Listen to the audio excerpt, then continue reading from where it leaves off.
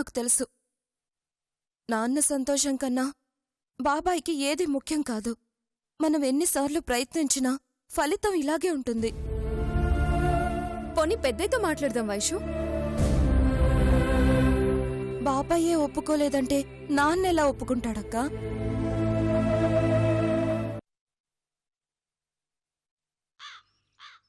నీకు తెలియందేముండదు. పెళ్ళనుకున్న కాడ్నుంచి ప్రతి ఒక్కరూ ఆ పెళ్ళెప్పుడు జరుగుతుంది, ఈ పెద్దింటి ఎంత ఘనంగా పెళ్లి జరిపిస్తాడా అని చూస్తూనే ఉంటారు. జరిగేది నా బిడ్డ పెళ్లి కాబట్టి సంబరాలు అంబరాన్నంటే స్థాయిలో జరుగుతుంది. అందులో అనుమానం ఏం లేదు. కానీ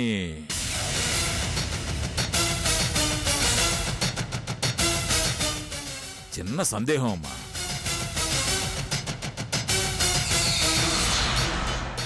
అల్లుడికి ఈ పెళ్లి ఇష్టం ఉండదా లేదా, అమ్మాయిని ఇష్టపడతాడా లేదా అనేది పెద్ద సమస్యగా మారిపోయినదమ్మా. ఇంట్లో అందరికీ ఇదే అనుమానం.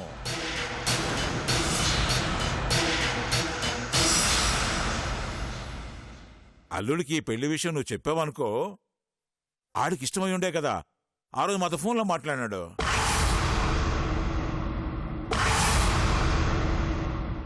నాకేం అనుమానం లేదు. అబ్బాయి నా కూతురిని పెళ్లి చేసుకుంటాడన్న నమ్మకం నాకుండది. కానీ ఇంట్లో వాళ్ళే ఒకటే గోల చేస్తా ఉండారు. కనీసం అబ్బాయిని పిలిపించి నిశ్చితార్థం చేయించుకున్నాం అనుకో, వాళ్ళ మనసు కుదుట పడుతుంది.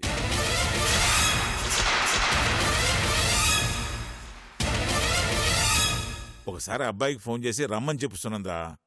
నిశ్చితార్థం అయిపోగానే పంపించేద్దాం.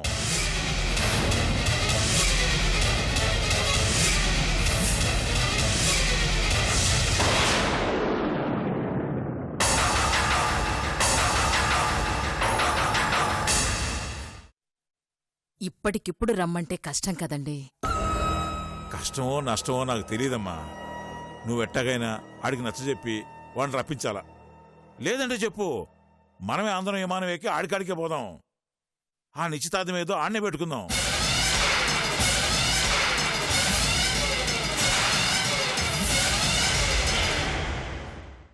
ఏమంటావమ్మా? ఏంది ఆలోచిస్తా ఉండవు?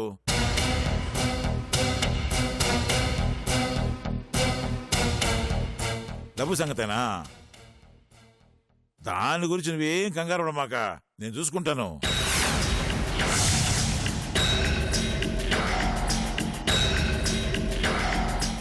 నా కూతురు పెళ్లి కన్నా ఇదేం పెద్ద ఎక్కువ. కానీ అమ్మా, ఎంత ఖర్చు అవుద్దో కానీ చూసుకుందాం.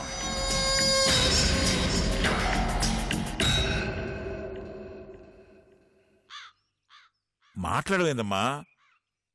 ఆని రమ్మని చెప్దామా, మనమే పోదామా? ఏమంటావు? మనం వెళ్ళడం ఎందుకండి, వాణ్ణి రమ్మని చెప్దాం.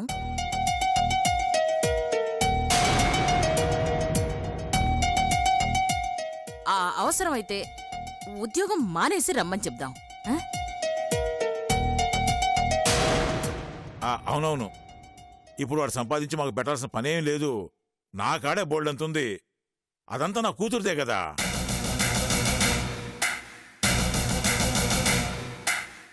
మరి నేను వెళ్ళిరానా? అల్లుడు వచ్చేస్తాడు కదా. ఇదిగో ఎల్లుండే ముహూర్తం, తర్వాత 6 నెలల దాకా ఏ ముహూర్తాలు లేవంట మా పంతులు గారు చెప్పాడు.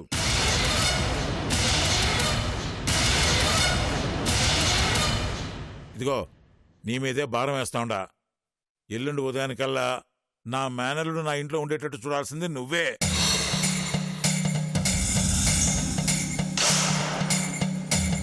ఇంక బయలుదేరుతానమ్మా. ఇంకా పట్నంలో బోల్డని పనులున్నాయి. మర్చిపోద్దమ్మా, నువ్వు నీ కూతురు కూడా తప్పకుండా రావాలా.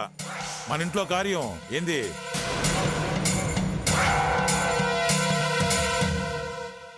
పైగా పెళ్లి కొడుకు తరఫున పెత్తనం అంతా నీదే.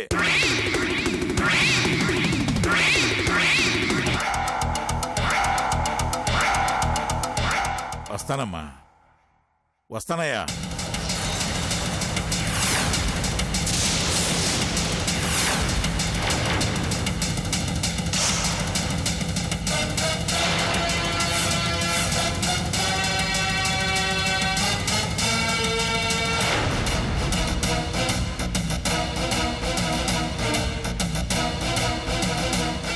ఏంటమ్మా ఇది? అతను మిమ్మల్ని రిక్వెస్ట్ చేశాడా, కమెంట్ చేశాడా? నాకేం అర్థం కాలేదు. అమెరికాలో ఉన్నవాణ్ణి ఒక్క రోజులో ఎలా తీసుకొస్తామన్న ఆలోచన కూడా లేదమ్మా అతనికి. ఇప్పుడెలా? ఎలా అంటే నాకేం తెలుసు? మగపెళ్లి వారి తరపున పెత్తనం వంటగట్టి వెళ్ళాడుగా. ఏదో ఒకటి చేసి తప్పించుకునే ప్రయత్నం చేయాలి.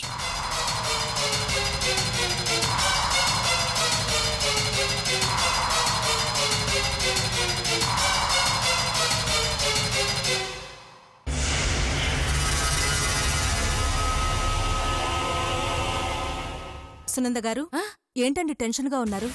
టెన్షనా? అబే నాకేం లేదే. ఇందాక మీతో మాట్లాడి వెళ్ళిందెవరు? అతనా? మా దూర బంధువు. ఏదో పనుండి హైదరాబాద్ వచ్చారట. ఒకసారి నన్ను కలిసి వెళదామని వచ్చాడు. అదేంటండి, బంధువు అంటున్నారు, కనీసం కాఫీ కూడా ఇవ్వకుండా పంపించారేంటండి? కాఫీయా? వాడు మాకు కషాయం దాగించినంత పనిచేసి వెళ్ళాడు. నేను అడిగానండి, కానీ ఏదో అర్జెంట్ పనుందని వెళ్లారు. ఓ అలాగా. మనం భోంచేద్దాం రండి. పదండి పదండి. రండి. దీనికన్నీ చెప్పాలి. ఎదవగోలని.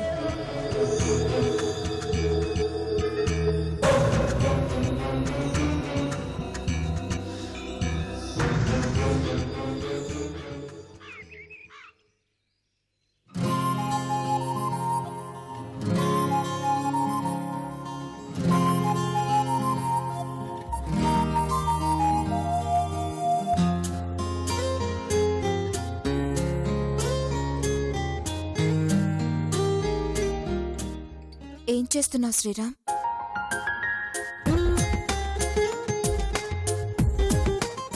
టైంపాస్కి ఏదో నవల్ చదువుతున్నాను. విషయం ఏంటో చెప్పు. నాకు నిశ్చితార్థం చేస్తున్నారు తెలుసా? పెళ్ళికొడుకెవరు? మీ బావేనా? నాకెలా తెలుసు అనుకుంటున్నావా? ఒకసారి అంజీ నాతో చెప్పాడులే.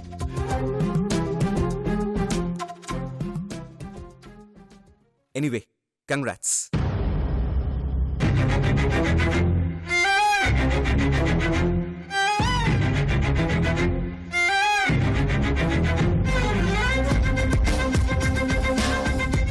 సంతోషంగా పెళ్లి చేసుకునే వాళ్ళకి కంగ్రాట్స్ చెప్పాలి, అంతేకాని చిరాగ్గా ఉన్న వాళ్ళకి కాదు. చిరాకా? నీకు పెళ్లి ఇష్టం లేదా? అస్సలు ఇష్టం లేదు. మరి అంకుల్తో మాట చెప్పకపోయావా? చెప్తే కారణం ఏంటి అని అడుగుతారు. ఏం చెప్పను? ఇది మరీ బాగుంది. పెళ్లి ఇష్టం లేనిది నీకు, కారణం తెలియాల్సింది నీకు. నన్ను అడుగుతావే?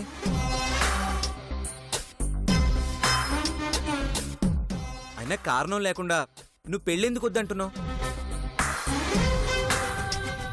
నాకు కారణం తెలుసు, కానీ ఆ కారణం నిజమా అబద్ధమా అన్న క్లారిటీ నాకు లేదు. అవునులే, క్లారిటీ లేకుండా చెప్పడం కష్టమే.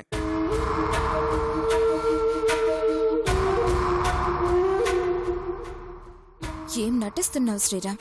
ఇక్కడ నిశ్చితార్థం ఏర్పాట్లు చేస్తుంటే నువ్వేం పట్టనట్టు క్యాజువల్గా ఉన్నావా? ఏం ఆలోచిస్తున్నావు వైషు?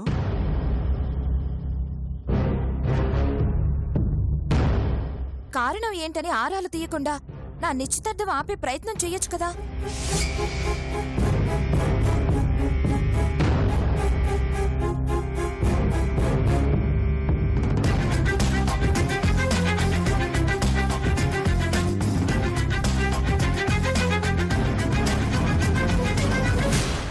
ఆపేద్దాం, అదెంత పని? నిజంగా నువ్వు నాకు ఈ సాయం చేయగలుగుతావా?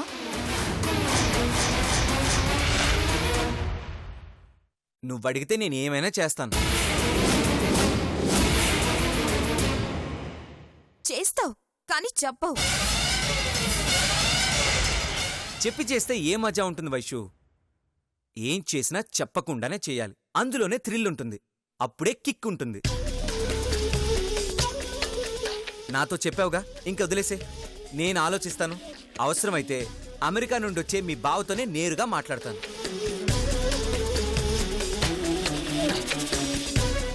మాట్లాడతావు సరే, కానీ నాకు ఈ పెళ్ళి ఎందుకు ఇష్టం లేదంటే నువ్వేం చెప్తావు?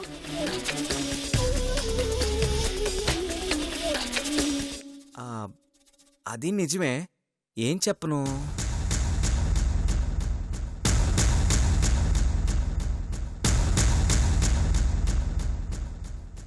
ఆ, మనిద్దరం ప్రేమించుకుంటున్నామని అబద్ధం చెప్పి నిజమని నమ్మించినా?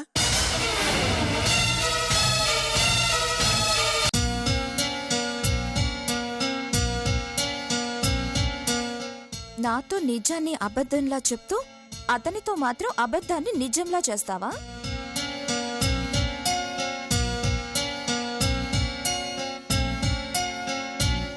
వైషు, ఏంటి ఆలోచిస్తున్నావు? నువ్వు చెప్పేంత వరకు బానే ఉంది, కానీ అతను వెళ్ళి అదే విషయాన్ని మా నాన్నతో చెప్తే? అదంతా నేను చూసుకుంటాను కదా. నువ్వేం టెన్షన్ పడుకో. రాని అతన్ని తాంబూలాలు మార్చుకునే లోపు అతని థాట్ మార్చేస్తాను. చూస్తూ ఉండు. నమ్మచ్చా? ఇందాకే చెప్పాను కదా వైషు, నీకోసం నేనేమైనా చేస్తానని. నమ్మకపోతే ఎలా?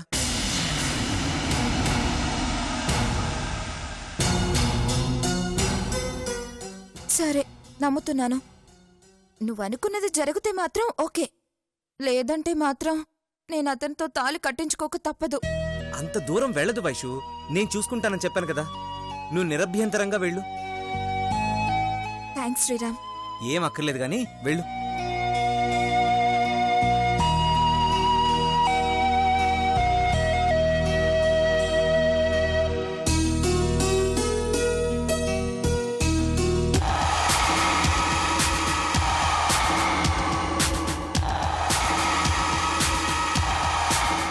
ఏంటి నువ్వు చేస్తున్న పని? నవలు చదువుకుంటున్నాను. ఇది కూడా నీకు చెప్పే చేయాలా? ఎటకారాలొద్దు. ఇందాక నువ్వు వైషమ్తో మాట్లాడేదంతా నేను విన్నాను. వింటే నిశ్చితార్థం ఆపేస్తానంటావేంటి? పైగా మీరిద్దరూ ప్రేమించుకున్నారని చెప్తానంటావేంటి? వైషుకి ఇష్టం లేదంది. ఆపేస్తానన్నాను. కారణం చెప్పమంటే సలహా ఇచ్చాను. అయినా మధ్యలో నీకేంటంట ప్రాబ్లం? నువ్వు వైషమ్మని తప్పుతో పట్టిస్తున్నావు శ్రీరామ్. అది పద్ధతి కాదు. మరి ఇంకేది పద్ధతి? తెలిసిన విషయాన్ని మనసులో దాచుకోవడమా? నాకు తెలుసు శ్రీరామ్, ఇదంతా నువ్వు నన్ను ఉడికించడానికి చేస్తున్నావని. కానీ నువ్వు చేస్తుంది మాత్రం చాలా పెద్ద తప్పు. అయితే ఏంటి? మొండిగా మాట్లాడు శ్రీరామ్. నీకేదైనా కోపం ఉంటే నేరుగా నా మీద తీర్చుకో. అంతేగాని ఇలా అర్థం లేని పనులు చేసి పెద్దవాళ్ళ మనసులు బాధ పెడితే మాత్రం నేను చూస్తూ ఊరుకోను. ఇంకొకసారి వైషమ్మ జోలికి వెళ్ళావంటే మర్యాదగా ఉండదు, జాగ్రత్త. నేనెవరి జోలికి వెళ్ళడం లేదే. అట్టా అంటూనే నువ్వు చేయాల్సిందంతా చేస్తున్నావు. నాకు తెలియదు అనుకున్నావా? నేను మరీ అంత వెదవనేం కాదు. అలాగా? తెలివిగా మాట్లాడుతున్నాను అనుకోకు. ఏదో తెలుసుకోవాలన్న ప్రయత్నంలో నువ్వు తప్పుల మీద తప్పులు చేస్తున్నావు. అది నీకు అంత మంచిది కాదు. ఎందుకు చెప్తున్నానో అర్థం చేసుకో. అర్థం చేసుకుని ఏం చేయమంటావు? అయినా నాకు తెలియక అడుగుతానంజీ. నేను తప్పు చేస్తే నీకేంటి, ఒప్పు చేస్తే నీకేంటి? అసలు నీకు నాకు సంబంధం ఏంటంజీ? నువ్వెందుకు నాకు ఇవన్నీ చెప్తున్నావు? అసలు నీకేం అర్హత ఉందని? నువ్వు పెద్ద బాధపడకూడదు అనుకుంటున్నావు, నేను వైశ్యు బాధపడకూడదు అనుకుంటున్నాను. నువ్వు చేసేది కరెక్ట్ అయితే నేను చేసేది కరెక్టేగా. నువ్వు నా గతాన్ని దాచడం న్యాయమైతే నేను నా గతాన్ని తెలుసుకోవాలనుకోవడం కూడా న్యాయమే. ఎన్నిసార్లు చెప్పాలి నీకు? నాకు నీ గతం గురించి తెలియదంటే వినవేంటి? అయినా ఇప్పుడు నీ సమస్యల్లా నీ గతం గురించి కాదు, వైషమ్మ భవిష్యత్తుకు సంబంధించింది. అలాగా? అయితే ఆ భవిష్యత్తు బావుండాలనే నేను ఈ నిశ్చితార్థం ఆపాలనుకుంటున్నాను. నీకు జరిపించాలనుంటే నువ్వు జరిపించే ప్రయత్నం చేయి. అంతేగాని ఇలా ప్రతిసారి కిటికీ చాట్ నుండి డిటెక్టివ్ లాగా మమ్మల్ని గమనించుకో. నేను గమనించడం కాదు, ఏదో ఒకరోజు పెద్దయ్య గమనిస్తాడు. ఆ రోజు నీ మీద నా అభిమానం కాస్త అసహ్యంగా మారిపోద్ది. గుర్తుంచుకో.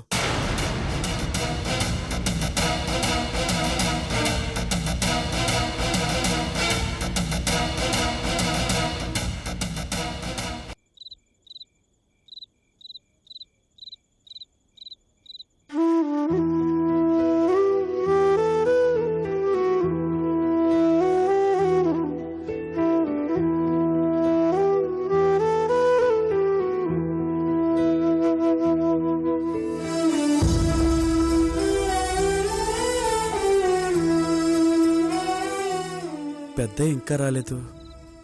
సునందని కలిసే ఉంటారు. ఆ జిత్తులు మరిది పెద్దయ్యకి మళ్ళీ ఏ అబద్ధాలు చెప్పిందో ఏంటో.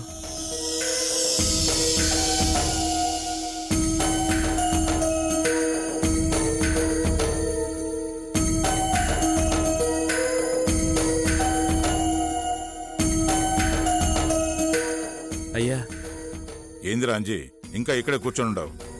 మీకోసమే చూస్తున్నానయ్యా. నువ్వు ఒక పిచ్చి మాలో కనివిరా.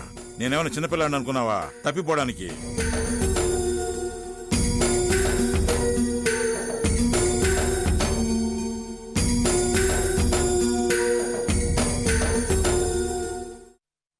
భవానీ, భవానీ. వస్తున్నానండి. అన్నా, ప్రయాణం బాగా సాగినాదా? బాగానే సాగినదిరా. సునంద ఏమన్నాది? అల్లుడితో మాట్లాడినవా? మాట్లాడలేదురా. కానీ కంగారు పడాల్సిన పనేం లేదు. సునంద మాట్లాడతానని చెప్పినదిలే. ఎట్టాగైనా అల్లుడిని నిశ్చితార్థానికి రప్పిస్తానని చెప్పినదిరా.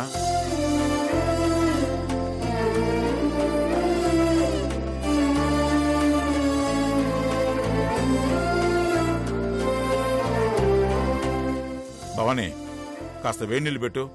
ఒళ్ళంతా నిప్పులుగా ఉండదు. అలాగేనండి. చిన్న, నిశ్చితార్థానికి అన్ని ఏర్పాట్లు చేసినావా? చేసినానన్నా. అన్నీ రేపు వివరంగా చెప్తానులే. ముందు నువ్వు బాగా అలసిపోయినావుగా, పోయి బువ్వదిని పడుకో. సరే సరే.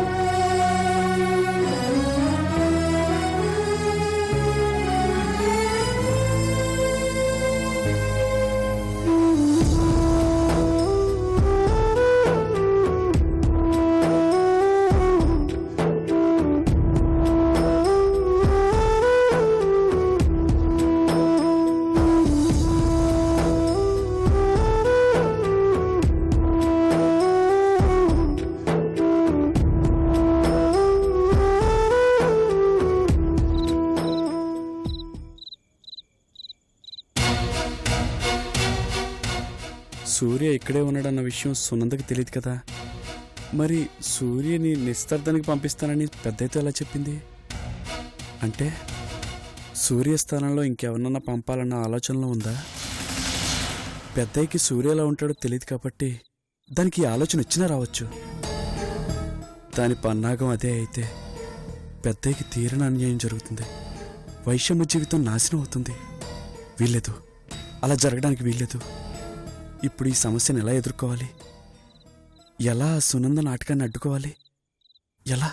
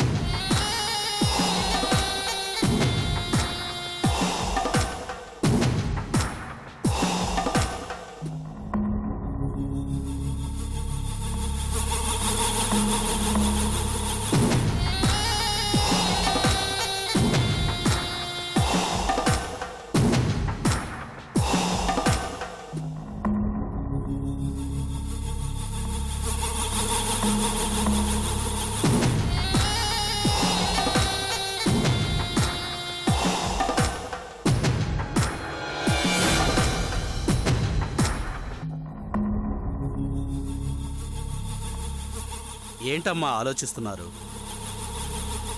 ఆ పెద్దిరెడ్డికి ఏం చెప్పాలో అర్థం కావడం లేదు మూర్తిగారు. సూర్య అమెరికాలో ఉన్నాడని చెప్పి ఎలాగోలా తప్పించుకున్నాం అనుకున్నాను గాని ఈ పెద్దిరెడ్డి సడన్ గా ఇలా ట్విస్ట్ చేస్తాడనుకోలేదు. పిచ్చెక్కిపోతోంది. ఇప్పుడు సూర్యని ఎక్కడి నుంచి తీసుకురావాలి?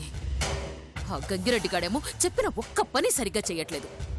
ఆ సుబ్బుగాడేమో సూర్యన్ నీకు అప్పగించను, వైదేహిని ఎలాగైనా దక్కించుకుంటాను అని మొండి శపథం చేసి కూర్చున్నాడు. ఎలా పెద్దిరెడ్డిని కన్విన్స్ చేయాలి? ఏం చెప్పి కన్విన్స్ చేయాలి? అయినా ఇప్పుడు సూర్య మీ దగ్గరే ఉన్నా పంపించడం కుదరదు కదమ్మా. నిజమే మూర్తి గారు, సూర్య నా కూతురు మెళ్ళ తాళి కట్టడమే నాకు కావాల్సింది. కాని అవతల పెద్దిరెడ్డి నిశ్చితార్థం ఖాయం చేసుకుని కూర్చున్నాడే. నేనేమో సూర్యుని పంపిస్తానని మాట కూడా ఇచ్చాను. ఒకప్పుడు అల్లుడి కోసం నన్ను కట్టుపడేసిన ఆ పెద్దిరెడ్డి రేపల్లుడు రాకపోతే ఎంతకు తెగిస్తాడో మీరే ఊహించండి. అసలు ముందే మీరు నిజం చెప్పుండాల్సింది. అప్పుడు ఏ సమస్య వచ్చేది కాదు. మనం నిజం చెప్పగానే విని ఊరుకునేంత సాత్వికుడేం కాదా పెద్దిరెడ్డి. మనం అతన్ని మభ్యపెడుతూనే మన పని మనం ముగించుకోవాలి. ముందు మనం ఈ సమస్య నుంచి గట్టెక్కాలి మూర్తిగారు. ఎలా అనేదే తోచడం లేదు.